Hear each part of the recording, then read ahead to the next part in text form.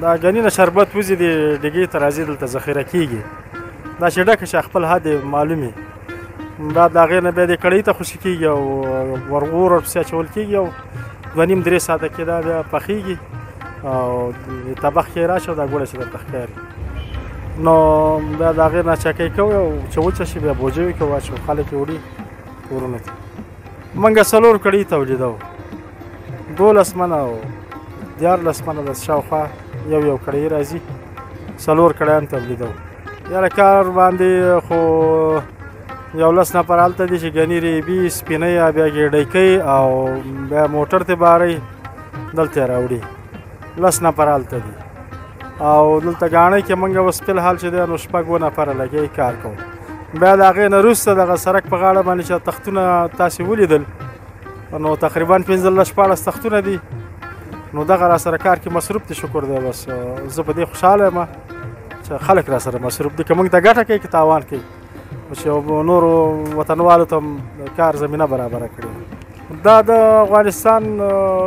د شمال نه خلک راځي د ترکستان د سالنګ نه غاړې ولایتونه چې دي نو کور دپاره 1 من 2 منه 3 منه ته 8 منو پورې زیاتره خلک د خوست دي هغه هم همدغسې د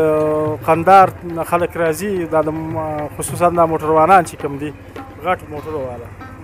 هغه وړي او همدغه خلکو ته ورکوو څوک منه او څوک 2 کیلو څوک 3 کیلو څوک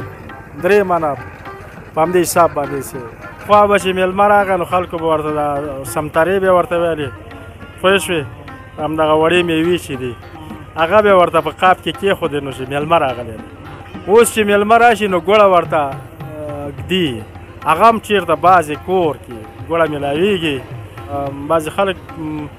چارمغز راوړي او بادام راوړي ممپلي راوړي دغه شی نه پکې ګډوي هغه ورته بیا موږ جوړوو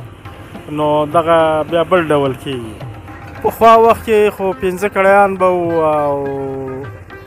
په غویانو باندې به د ګني نه شربت وته د هغې نه بعد به بیا چې د هغه واړه کړیان وو نو هغې به په ډېر مشکل وو ګني بیا هم په خرو باندې راوړل او یا بیا په شا راوړل